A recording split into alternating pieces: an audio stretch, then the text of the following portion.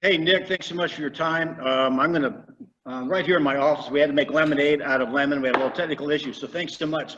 I trust you guys, you introduced yourself a little bit, right, Nick, to the group? Sort of. You're out of Columbia, Maryland, which is a little southeast or southwest of Baltimore. And you just cover Howard, the Columbia area, or do you actually go beyond that? We cover anywhere in Maryland. So if you're listening to this and you have a client that needs help anywhere in the state of Maryland, give us a call. We got you covered. Austin, would you just do them a favor? What's the best number for them to call? And my cell is 410-726-7364. And you can reach me at nick@waldnerwintersteam.com. Mark Benson on the call has been an awesome partner for referrals, and I welcome anybody else who has anybody moving or leaving this area. We'd love to help. Awesome. Yeah. Hey, Mark, thanks for being on the call. I had a cool PowerPoint. Now you're not going to get to see it. I'll just kind of go through it. Celebrity role play is going to be, you're going to be a client and I'm going to handle you. And then we're going to give you the last half of the class to do some role play, because I know you probably have some pretty good at scripts. I heard you're probably one of the best. So a couple different things. I want to share something with the group here really quick before we start. Number one is mindset. I believe that everything starts with mindset. And as I know, Nick, you're part of Gary's Platinum group. We got a call tomorrow, I think, our monthly call. And do you remember when Gary last on the end of June, our last call, he started the call by saying, now's the time to get sellers back in the market. There's a shortage of inventory out there, and a listing, particularly if you can get what I call a shadow seller off the fence into the market. We talked about that a little bit last week. These are sellers that used to be on the market or could be on the market or should be on the market. It all starts with mindset. And there's 7 reasons why sellers should step into the market now. And if you weren't on the call last week, I'm going to just give them to you right now, because when I talk about mindset and being a bold coach for 4 years, and people, I mean, Nick, on your team, have you ever had somebody come into your team and had a little phone phobia? Everyone. I feel like everyone has that. I don't know if I know what I'm saying. I don't know what I'm going to do. And it's just repetition that gets you past that. Well, you're right. And here's the thing. I had a really cool picture of a wallet. Now, the highlight of my life growing up is back when we had payphones. You are too young to remember payphones. I always used to walk by a payphone and to get the coin return, and I'd stick my finger in there. Every now and then you'd find a quarter, a dime, or a nickel, right? Well, one time I found $1.25. Imagine walking down the street and you find a wallet full of money, maybe thousands of dollars. No one I've ever run into and a real estate agent would have any phobia at all of picking up the phone if the ID's there, or get this, even in the days we used to be able to knock on doors, knock on the door and give them their wallet. They would have their chest pumped out and have no problem whatsoever. Why? It's because they're coming from contribution. So when people are afraid to lead generate, they think they're coming from their selfishness when they're coming from contribution. And let me give you really quick, and I'll have these slides available on my Denny Delivers training Facebook page. There's 7 reasons why you guys should be talking to your sellers now. Number 1, the inventory shortage. We all know in the sweet spot of the market. My wife listed one of her properties in less than 5 hours, had an offer, full price, no contingencies. You guys are seeing that too. Secondly, upward pressure on price. 3, less competition, because some sellers have left the market. So if sellers come into the market, there's fewer sellers to compete with. The buyers in the market right now, if they're still shopping, are serious. There is a spike in buyer activity is number 5. 6, there's record low interest rates. And this is what Gary said, Nick, last week or last month. He said, this is going to change. The window is open now. It won't be open forever. In fact, I'm going to coin the term. I believe we're going to be in somewhat of an accordion market. And, basically markets open up, people feel good, they feel safe. Now numbers are coming the other way. I think it's going to have a little ebb and flow. And as my group has heard me say before, you can't win in this market unless you're in the market. So I want you guys to develop the mindset. A listing taken is a listing sold. So Nick, in the celebrity role play, you are the celebrity. So you're going to attempt to stump me. And it's my birthday today. So, you don't have to be Freddy Krueger. So you get to be a buyer or seller. What do you want to be? I'll be a seller. Yay. Okay, so then you get to pick a difficulty level of 1 to 10. Nobody wins with a 1. In fact, that's probably your mom. And then no one wins with a 10 because they're probably outside the realm of reality. What difficulty level would you give me? I'd say 6. Oh, you're kind. All right, you're kind. So that's Renee gave me, I think, a 7 or 8. So we have not talked about this, right? Nope, not at all. Now we're going to be at the table. Now what I teach, and there's more than one way to play a chess match. What I teach is question-based, listening enhanced conversational scripts. And so, you know, my wife, Kristen, when we go around and teach this course, we also teach it via Zoom. We'll actually have a little script off. And the way we play the game, if anyone makes a statement, they're gonged. You don't remember the gong show. However, I believe in quit telling. So we'll be sitting at the table and give me your situation and I'll have 5 or 6 minutes to role play with you. Don't lay down on me, push back all you want because this is where learning takes place. Then I'll give you the mic and then you can show us your stuff. Fair enough? Okay, sounds good. So you're a seller. We're sitting at the table and set the scenario up for me, please. So Danny, I'm glad you came out. Like I mentioned on the phone, I have no idea whether I even want to sell right now or not. It's just, you know, you called and we thought, we might as well meet with you and see what happens. Awesome. Okay. So Nick, thanks so much for having me out. Let me ask you a question. We really didn't have a chance to talk much on the phone before I came out here. So do you mind if I start by getting to know you a little bit and ask you a couple questions? Yeah, that'd be great. So you're going to have me out here. Are you having others out here too, or are you just talking to me? We have one other, but I got to be honest, it's a friend of my wife, and I'm not as excited to work with them because I don't like the whole business work friend relationship. Well, that's wise. That's kind of gone backwards on sideways on a lot of people. So that's pretty good wisdom there. So would you be saying that you have no one planned after me should you decide you want to move forward? Do you think it's my game to lose? Yeah, I guess that's the best way to put it. Awesome. So I'm going to time out, guys. Of course, now again, we're condensing this. You know, you'll know a lot of information before you go over there. And what's the key? What is really the key motivation? Particularly Nick's being nice. He's a little bit unsure. We always want to start with motivation first, right? So Nick, if you were able to sell your home and get moved, where would you be going? Well, I think my wife and I we don't need this place anymore. The kids are off in college. One of them's married, and you know, it's just time for us to get something that doesn't require as much work on me. So not as much work, right? Yep. And so would you say when it's not as much work, are you thinking about going in from a home to something that's maintenance free or something that's smaller?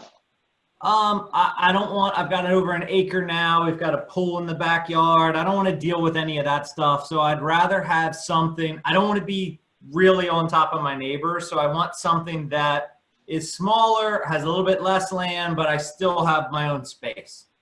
Okay, so other than that, and here's guys where we're going to start to isolate the objection as a condition, unload before you unpack. So other than maybe getting something a little less maintenance, a little less to worry about, what else, what other reasons are you considering making a move? Well, you know, my wife and I talked about redoing the kitchen and redoing the master bath. And then all of a sudden it just opened up the can of worms to all the things that we would update in this house. So it almost makes more sense to buy something already done.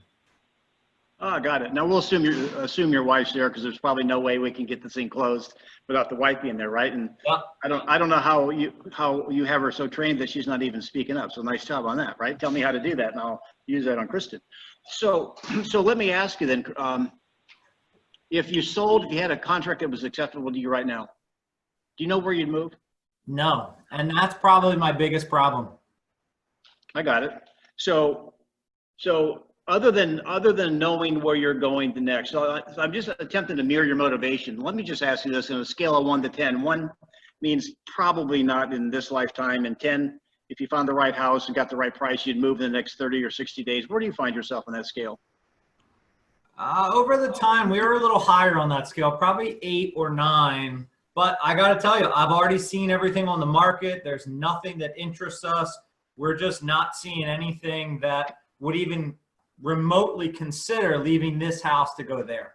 I got it. So 8 or 9, that's pretty high though, right? Yeah, I mean, I'm sick of this pool.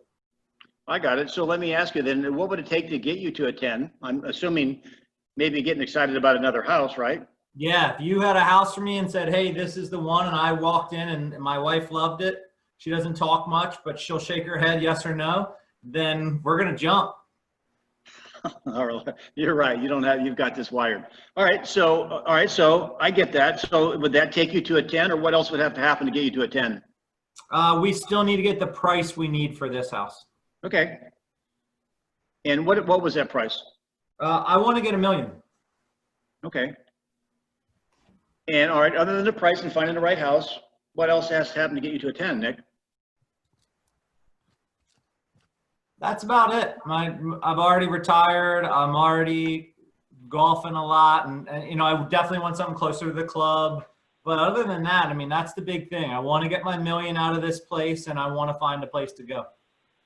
All right, so I'm going to stop right now and all right, so you guys, Nick, how you feeling? How you feel I'm doing?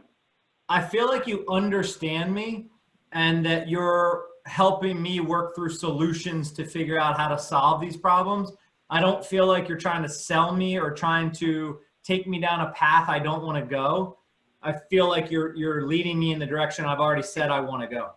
Now, we've not rehearsed this. However, I have goosebumps. In fact, I called them geese when I was a kid. I've got geese right now because what Nick's saying is exactly why I believe in question-based listening enhanced. When he's speaking, you guys know this, my all-timers, full-timers on this call, I'm taking notes all the way around, and I'm unloading and unpacking before I start attacking anything. And so I kind of understand his motivation. Now, logically, here's where I'm going next. I think the logical step for me is to find out if he has to sell to buy, because that's the corundum many times in a seller situation. Well, they can't buy until they sell. They don't want to sell until they can find something to buy. And in this marketplace, people aren't taking contingent offers. You know what I mean, Vern? So let me ask you, Nick, and you want $1 million for this house. Do you need to sell before you buy? No. Okay, so I mean, if you found the right house, you would move on it today, right? Yeah, I think this house, we'd get completely out of it. We would probably put in new carpet, do some painting, and then sell it.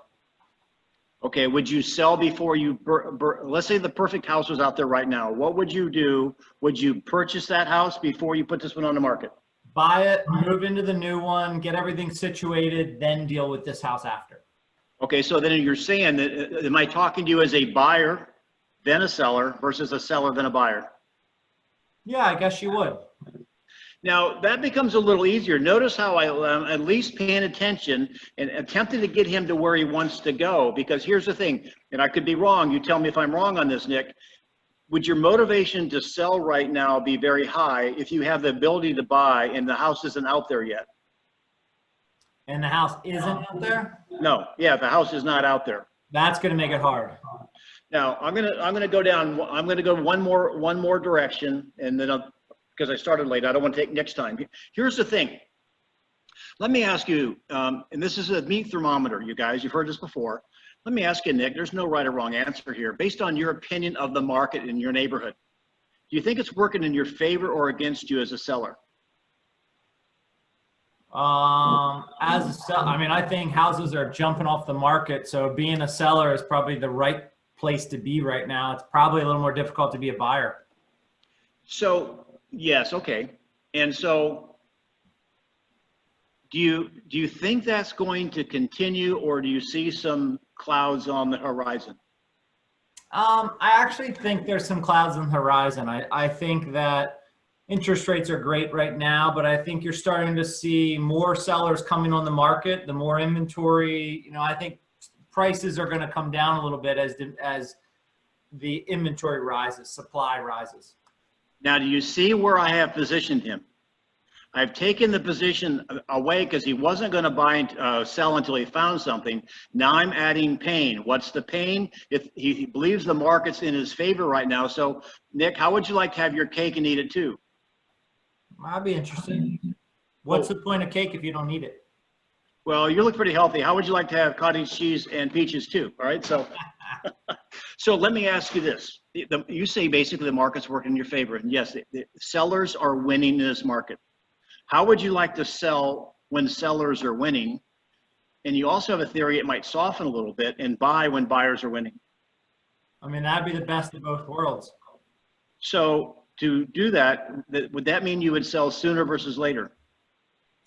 Yeah, I guess I would have to, knowing the market's going to change. So would you be willing to get top dollar for your house now, even if maybe the home you wanted to go into wasn't available immediately? You could find temporary accommodations and wait for the right buy. Isn't that right?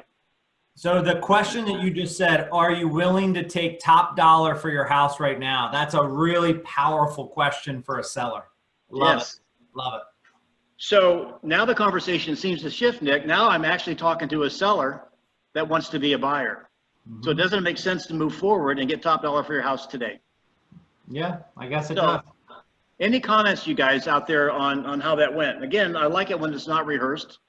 And I just zigzagged a couple of different ways, and he was very easy to talk to. I wish I had sellers. You should give sellers seminars, okay? Any comments, you guys, that you could speak up? And we'll let Nick show us his stuff. Yeah, while people are adding some comments, you know, I was teaching with my team this morning, and here are the couple of notes that I had that we were talking about. It was kind of the fundamentals of winning a listing appointment. Now, we're very listing heavily focused right now because that's the market of the moment. We want to be the ones controlling the market. So in the beginning that we teach, you have to go in there and build rapport. You have to go in there and create. People do business with people they like. So you've got to be liked. You've got to find ways to connect with people. I think that what we do, and Denny does as well, is that note taking. And I've literally have my notebook right now. We take notes of everything because we want the seller to understand that we're professionals at this and that we're very detail oriented for them. So the next thing that we discuss is uncovering their motivation, which is what we just did in that question answer. So I say the same thing all the time. Selling is not telling. In fact, the more you speak, the worse you've done. So when we practice our role playing, we practice our scripts, I'll constantly, if I'm the person, if I'm the buyer or seller, I'll constantly say, Danny, how do you feel like you did at that script? And they'll tell me, oh, a 7 or an 8. I'm say, okay, great. Now, how do you feel about that script if I was to tell you that I'm grading you on how much you spoke versus how much I spoke? And they're like, oh, wow, oh, maybe I'm more like a 3 because I did most of the talking. That's what you have to get your mind into, is uncovering their motivation so that you can use pain versus pleasure to your benefit. If you don't know their motivation, you don't know what would be pain or pleasure, you're going to struggle to get them. But also by finding their motivation, you're going to build a deeper relationship. I felt more confident with Denny through this simply because I felt like he understood my needs. He understood where I was going. Any other realtor that walks in the door, I've got to start all that over again. So if you think about the Netflix approach, every one of us has Netflix, but every one of our homepage is different. Denny likes, girl comedies, and I like horror flicks or whatever. Everybody has their own homepage. Yellowstone. Of switching to a different one like Hulu or any of the other ones is like, yeah, but Netflix already knows me. So that's what you're trying to do, is build that knowledge. Next, we talk about establishing trust through sharing. So whether that's sharing the comps, sharing our marketing, sharing our past success, it's showing them that we know what we're doing and building trust in a real estate manner because we've already come prepared. And another reason we take lots of notes. Throughout the listing appointment, you should be making at least 5 soft closes. Those 5 soft closes are the second that Denny is ready to sign, I shut up and we sign. Everybody thinks you have to finish your listing appointment. No, the second the buyer's ready to buy, let them buy. Right, because you're losing ground every word you say beyond that. Exactly. You could actually lose the deal if you bring up a point that they didn't think about after they had already decided they want to move forward. So Go ahead. No. So maybe when you finish there, maybe you can do. We'll reverse it. You can be the agent, and maybe somebody out there will be the seller, and walk us through kind of what you're talking about. Perfect. And then you might have another point there. Go ahead. Convey your customer service aspect. You have to know your process inside and out to be able to convey it to them. But the bottom line is, when it comes to when it comes to the biggest complaint consumers have with real estate agents, It's always communication. It's been communication for 10 years. It's going to be communication for 10 more years. You know that. So in your appointment, you need to be connecting and helping them understand how much communication you're going to have in the process. You talking about post listing? Yep, everything from here's what happens next. Here's who calls you. Here's how we do staging, pictures. Here's what we do on the internet. Blah blah blah. We do the whole thing. So how do you establish that? Is that kind of a Burger King, have it your way? You know, how would you like to best be communicated with? How often? By what medium? Yeah, exactly. Do you prefer text or phone calls? Do you like email, or, you know, we go through the different aspects, and then, well, what if it's something that's really important and time sensitive? How do you want that? They might still say text or something like that. So it depends on what it is, but that's where we're going with that. That's awesome. You know, really quick, I'm going to share two things that I heard this week, and I'm going to share with the group some no-nos. Number one was I was on the phone call, being turned into having a birthday, kind of a big one. I have to make some Social Security decisions. So all these companies are calling me. It's kind of like, you know, I'm in some database and everyone's lead generating. And so I have to make a decision fast. Somebody called me up and here's what they said. They said, well, when do you want me to follow up? Now here, the lesson is, guys, when you ask a question, do not answer it. Because when you answer it, you will be wrong. He said, when do you want me to follow up? He should have stopped, because I'm within 10 days of making a decision. He said, in a month or two. And I didn't want to talk to him anyway. I said, sure, fine. So, you know, when you're nervous, you add words. You know, I know you probably have practice and role play with your team, right, Nick? Every day. You know, what I've learned by doing that is that now I'm watching and listening, and I'm learning some things that sometimes I don't pick up on when I'm involved in one. Mm-hmm. And the other thing I want to share with you guys on the call is this: ask one question. Like a stop sign, come to a full stop, ask a question. When you ask two questions, it's like texting someone two questions. How many answers are you going to get? One. So ask one question at a time. So Nick, we can do anything you want to do. What were you prepared to do? What do you shine at? Lead gen calls, buy owners, expireds, at the listing table. What do you want to do? You call it. Dealer's choice. I can jump with anything. All right. So anybody out there, we got a regular group of listeners that's working towards their PhD in question-based scripts. Who would like to give him a challenge? It can be lead gen, for sale by owner, expired. It could be buyer or seller. This is your chance to stump the celebrity. Can I be a seller? You may, David. David Jacoby from New York. All right, David. Those New Yorkers are tough. I'm ready. Yeah, this is not New York City, though. So anyway, Hudson Valley. Okay. Okay, you're going to be a seller, David? Yeah. Should I give him the scenario, what's going on? Yeah, yes, please. Please. Okay, so I had an appointment yesterday with a seller. They were always waiting. I'm in touch for them for years already to get a certain price. And we are in the market right now where they can get really top dollars for the house. The only thing that's holding them back, it's an older couple in their 80s, and they would go into a rental. But when we look at rentals now, we can't find anything below $3,000 a month, and it's cheaper for them to stay in the house because the taxes are $10,000 a year. So that's what's holding them back. And there's another reason they want to sell it. It's very difficult for them to maintain the house right now. That's the scenario. Okay. All right, so David, I really appreciate, you reaching out, and let me just make sure that I understand your scenario. Is that fair? Okay.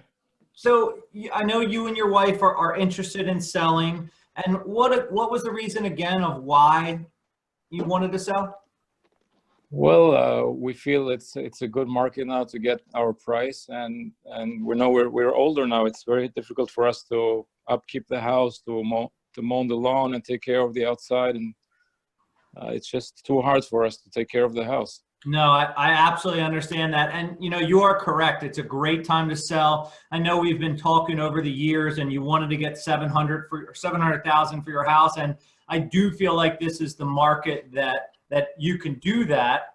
Now, tell me a little bit more about some of the maintenance that you're doing and that you're kind of struggling with. Just for example, I used to be able to cut the grass, and I can't do it with my knees. I had to hire a landscaper. And when I saw what kind of a job he's doing, he didn't do the same job I'm doing. That's just an example. Mm-hmm. What And, also, we're in the bi-level, so it's getting difficult for us to go up the stairs and come down. I would prefer that everything is on one level where we just walk in and we don't have to use the stairs. Yeah, absolutely. If you're still in that house and you're unable to go up and down the stairs, what would you do? There's the pain, guys. It's hard, I can't.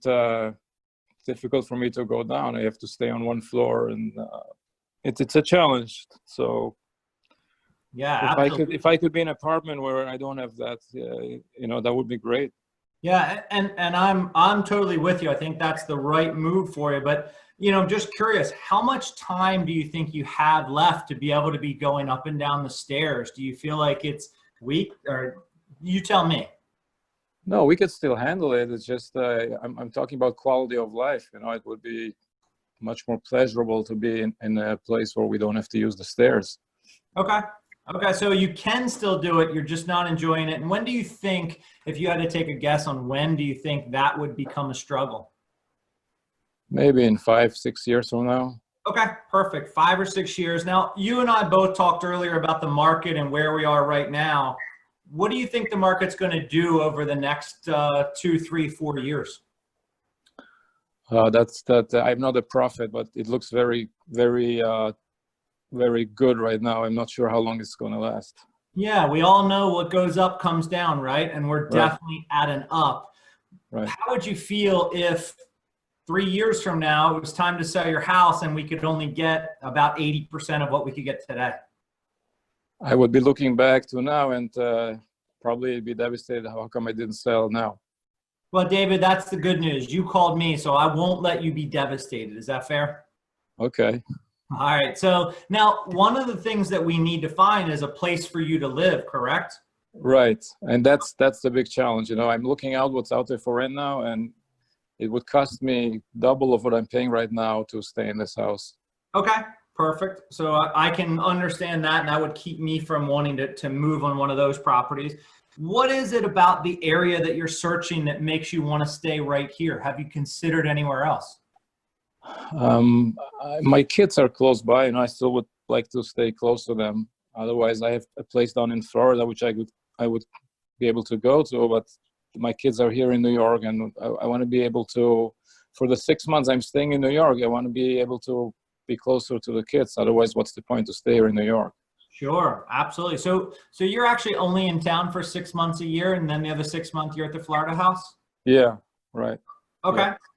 What would it look like if, let's say we got top dollar for your house, an offer you couldn't refuse, and we still didn't have somewhere for you to go? What would you do? What are your options? So I don't have any options. I wouldn't be able to move into my kids' house. It's very small. Okay. They usually come over to us. So that's what I'm afraid of right now. If I make this move and I'll be stuck at closing time, then what am I going to do? Sure, but do you have any options of where you would live if you had to find somewhere? I don't think so. I only have the place down in Florida. Up here in New York, this is the only house we have.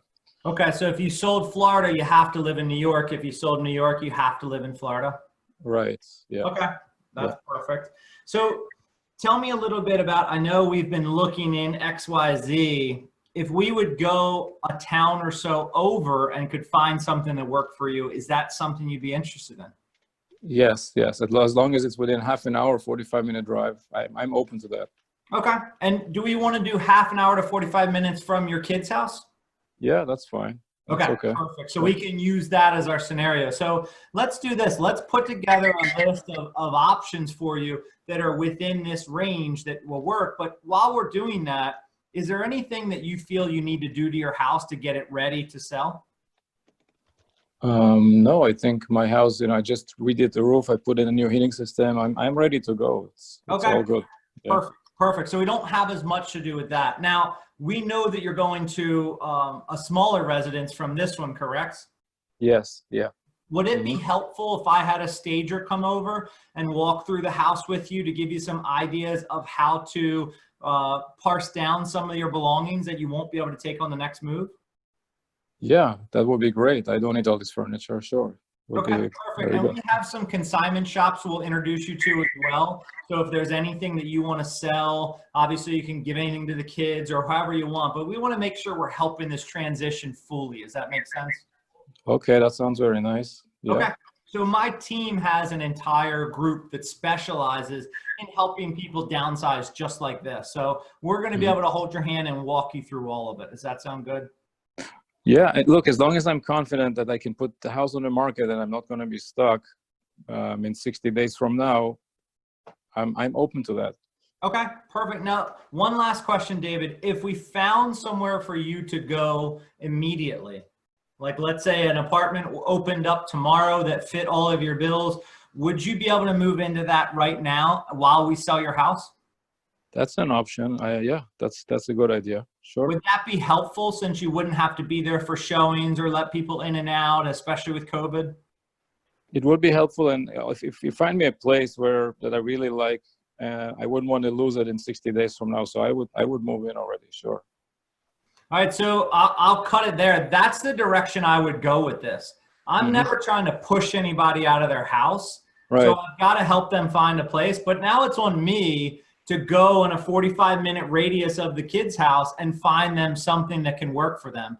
And the reason 45 minutes works in my world is usually 45 minutes, you can really change price points in that 45-minute drive. So I would think we could find something for them out there, but they don't know what's out there. So that's our job, is to present and show this.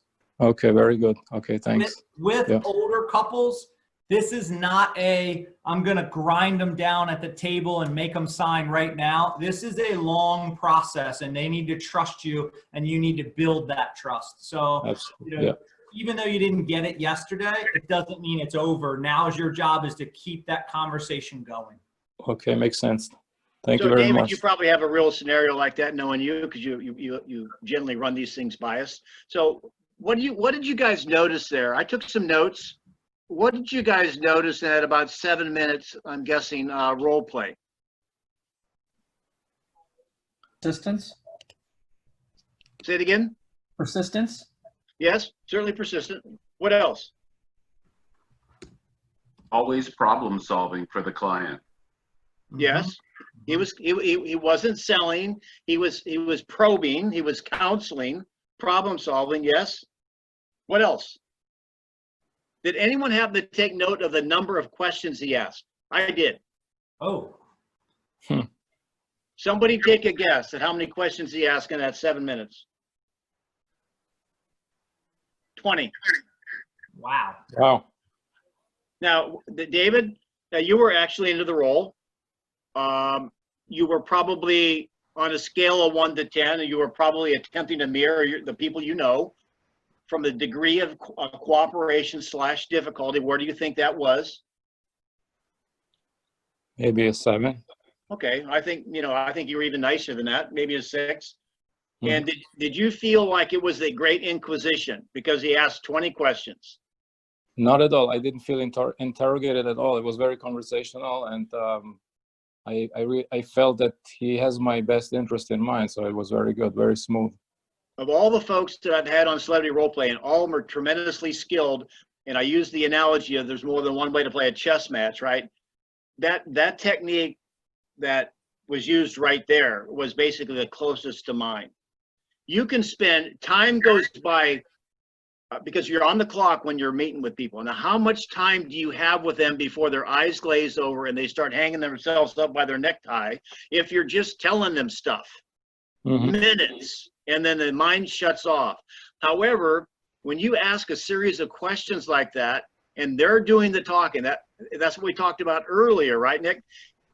When they're doing the talking, time basically stands still. So awesome job on that. Then you also took my word that I copyrighted, top dollar. That was bad. That was mine, right? And did you notice his acknowledgments? It was just seamless. Great acknowledgments. And he said one more thing that I picked up on. These are the words, you guys. These are magical words. I didn't really realize I said it because it's a kind of unconscious top dollar. He said, good news. I've got good news. Oh my gosh. Are we not in a drought of good news lately? Man, I just felt better hearing that because I haven't heard any good news in a long time. So that's an awesome word there.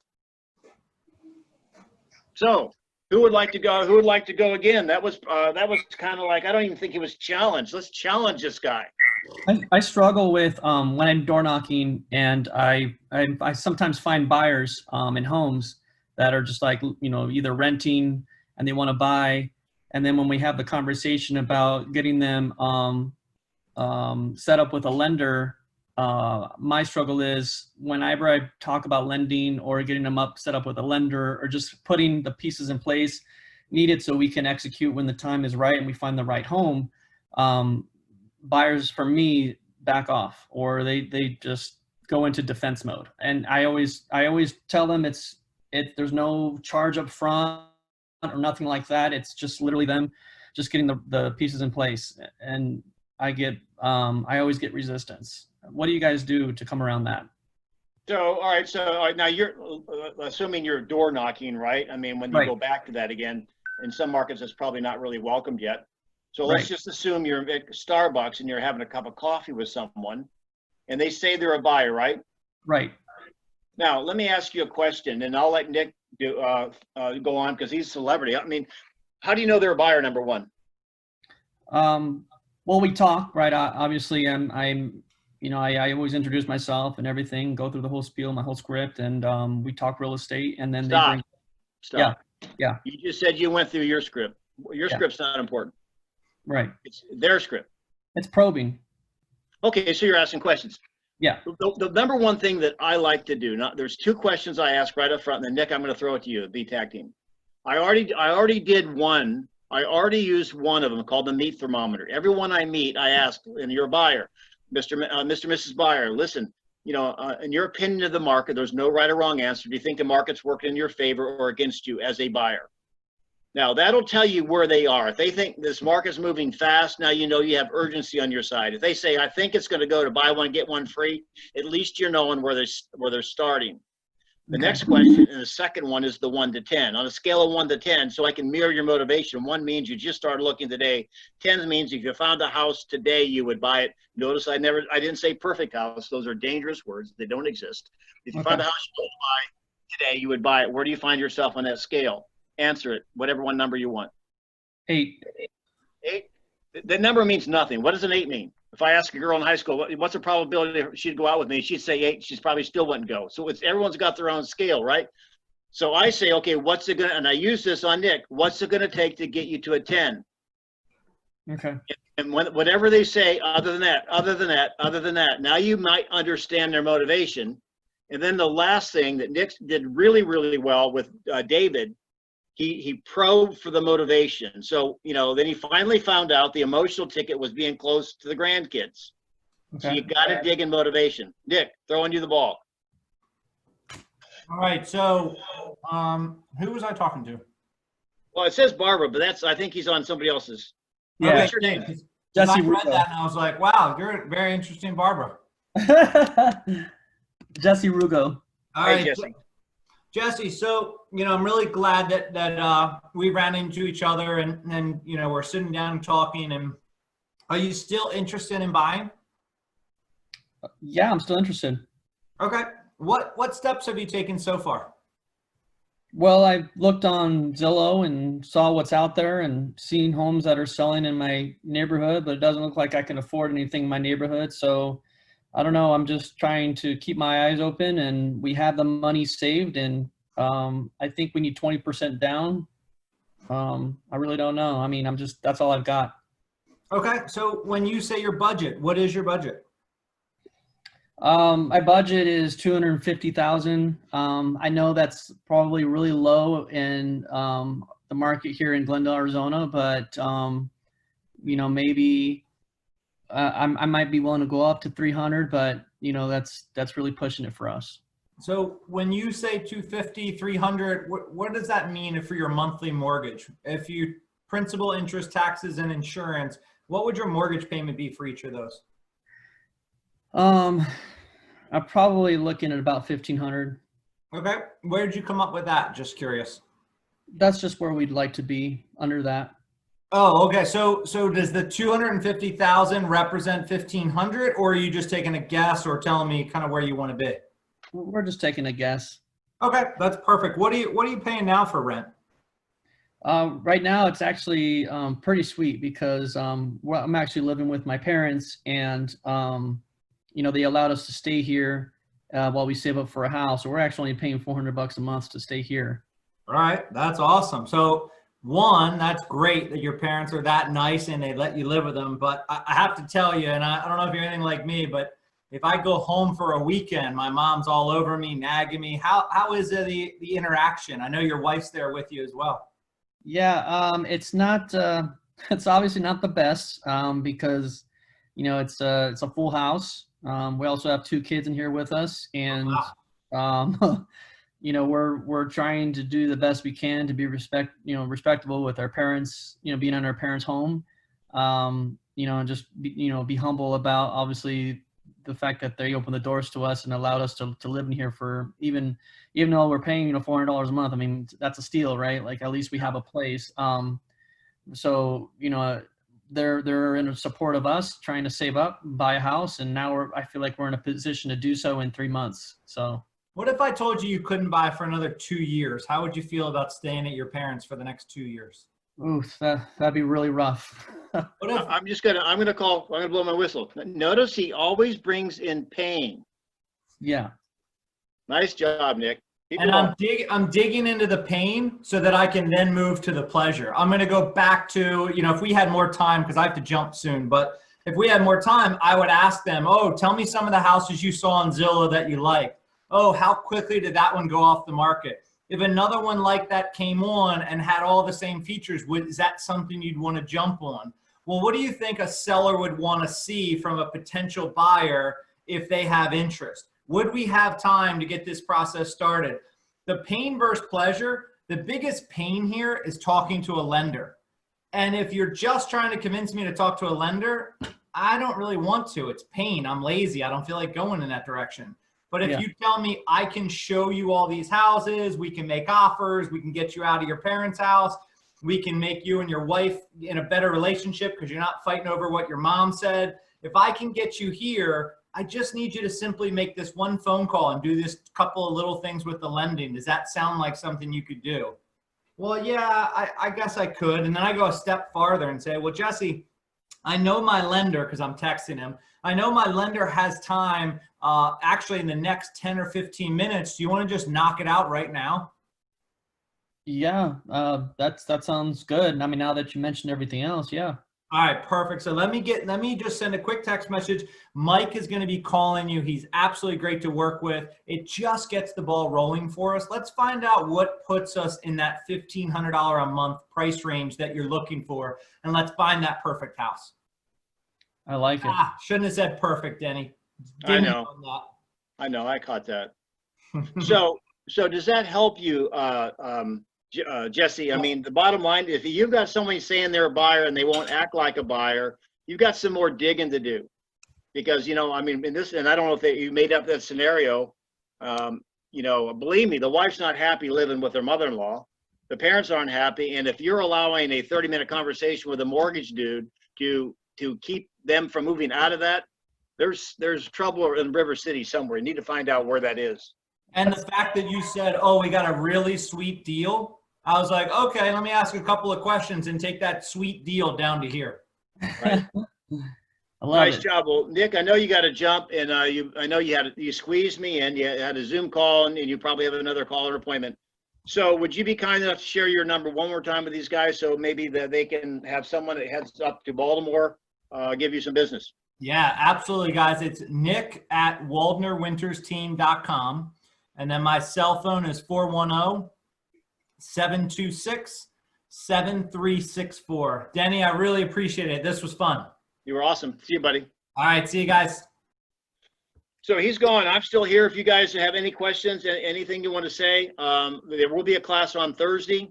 I'm going to be sharing some stuff and going a little bit deeper. And your feedback might be good too. I might be doing the celebrity role play every other week because then we can get into more scripting and so forth, because obviously they're the guests and I want to make sure they have at least half the class.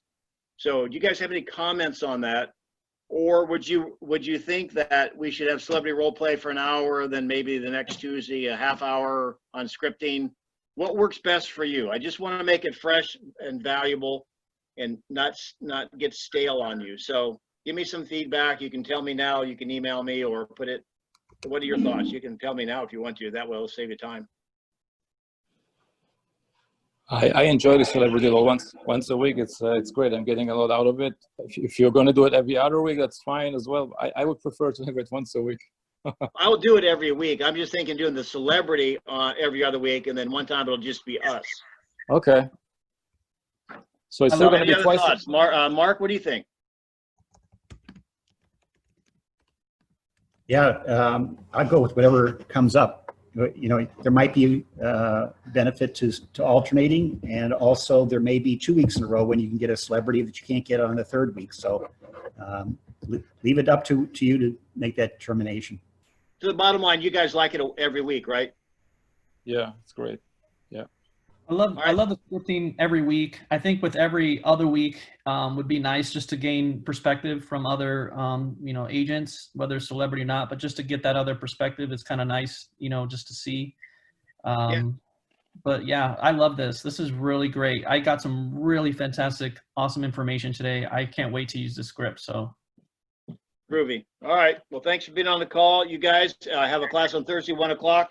And we'll do some other scripting, and I'm going to share some market information I've been gathering that you might find helpful. So you guys be careful out there. Love you, mean it. All right. Thank you. Happy Thanks, birthday. Denny. Happy birthday. Happy Thank birthday. you, Al. Birthday, Danny. All right. Bye. Bye.